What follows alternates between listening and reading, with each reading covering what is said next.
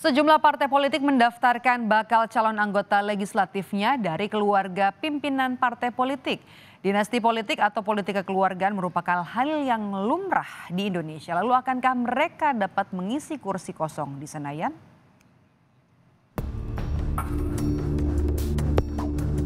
Riuh perbincangan di lini masa membahas sosok-sosok baru yang sebelumnya tak pernah tampil di kancah politik Indonesia. Politisi harus memiliki kompetensi dan rekam jejak yang mumpuni agar dapat menjadi anggota parlemen. Karena kelak, mereka akan mewakili 237 juta masyarakat Indonesia. Masyarakat Indonesia mengenal politik dinasti sejak era Orde Baru. Beberapa dekade telah berlalu, nampaknya sengkarut pencalonan terah pimpinan partai politik masih akan menghiasi pemilu 2024. Partai Demokrasi Indonesia Perjuangan (PDIP) mendaftarkan Pinka Hapsari, anak Ketua DPP PDIP Puan Maharani, sebagai bakal calon legislatif atau bacalek. Pinka merupakan cucu Megawati. Partai Gerindra mengajukan Titi Soeharto yang merupakan anak Presiden Soeharto, yang juga mantan istri Ketua Umum Partai Gerindra Prabowo Subianto. Partai Golkar mencatatkan nama Atalia Praratya, istri Gubernur Jawa Barat, Ridwan Kamil sekaligus Wakil Ketua Umum Golkar. Adapun Partai Amanat Nasional mendaftarkan Putri Zulia Safitri yang merupakan putri Zulkifli Hasan, anak Ketua Umum PAN yang merupakan Menteri Perdagangan. Dan juga Partai Bulan Bintang mendaftarkan Yuri Kemal Fadlullah yang merupakan anak Ketua Umum PBB Yusril Iza Mahendra. Sementara itu, Perkumpulan untuk Pemilu dan Demokrasi atau Perludem mempertanyakan sistem pengajuan bakal calon legislatif dari partai politik. Tentu kita mesti cek bagaimana mekanisme di internal partai politik untuk menentukan keluarga-keluarga pejabat ini bisa dicalonkan sebagai anggota legislatif. Apakah memang mereka sudah menjadi kader partai politik dalam satu kurun waktu tertentu, atau mereka sudah menjalani proses seleksi di internal partai politik. Di lain pihak, pengamat politik UIN Syarif Hidayatullah, Adi Prayitno menilai partai politik tak segan menggunakan segala cara untuk menguasai kursi parlemen. Pada saat yang bersamaan kita juga tidak bisa menutup mata bahwa partai politik itu seringkali menggunakan jalan pintas untuk memenangkan pertarungan secara politik. Mereka tidak peduli rekrutmen, mereka tidak peduli dengan kaderisasi.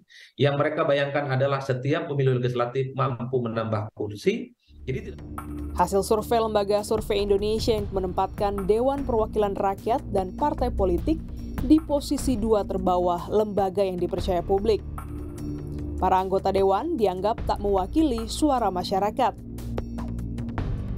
Sementara itu, sejumlah politikus senior bersilang pendapat mengenai politik kekerabatan pada pemilu 2024. Politikus PDIP menyatakan boleh saja asal mengikuti proses pengkaderan.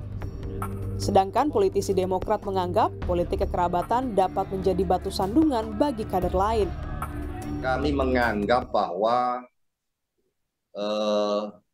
yang paling tepat untuk melakukan kaderisasi itu adalah dari paling keluarga adalah lingkungan yang terdekat untuk bisa memberikan kaderisasi. Jadi bagaimana seorang kader itu bisa dianggap kader benar kalau dia tidak bisa mengkader keluarganya sendiri. Kita dihadapkan pada persoalan fakta bahwa bertarung di lapangan itu butuh effort yang sangat tinggi yang saya katakan tadi, bisa saja dengan pikiran, tenaga, dan juga melibatkan modal finansial yang tidak kecil gitu kan, dan juga modal jejaring yang juga sulit untuk dibangun. Lalu, bagaimana pandangan masyarakat mengenai politik kekerabatan pada pemilu legislatif 2024? Selama kepentingannya untuk rakyat nggak ada yang kontra, kecuali kalau emang dia dimasuk politik karena tuntutan mungkin dari keluarganya, bisa jadi kan ada tuh yang kayak gitu. Ya turun-temurun untuk mempertahankan kekuasaannya juga. Ya. Kenapa tuh nggak setuju? Kalau dinasti politik itu menutup peluang orang yang lebih berkompeten di dunia politik sih, karena kebanyakan dari dinasti politik itu mereka nggak punya background yang memadai, sama nggak punya juga skill yang memadai untuk masuk ke dunia politik sih. Ya menurut aku sih mereka bisa show ya kinerja mereka tuh kayak gimana ke publik. Jadi publik juga merasa nyaman-nyaman aja gitu, nggak ada masalah sama dinasti. Berdasarkan hasil survei tim riset analitik Kompas Gramedia bersama dengan Litbang Kompas menunjukkan tingginya antusiasme kaum milenial dan generasi Z untuk mengikuti pemilu 2024. Sebanyak 86,7% menyatakan bersedia untuk berpartisipasi dalam pemilu.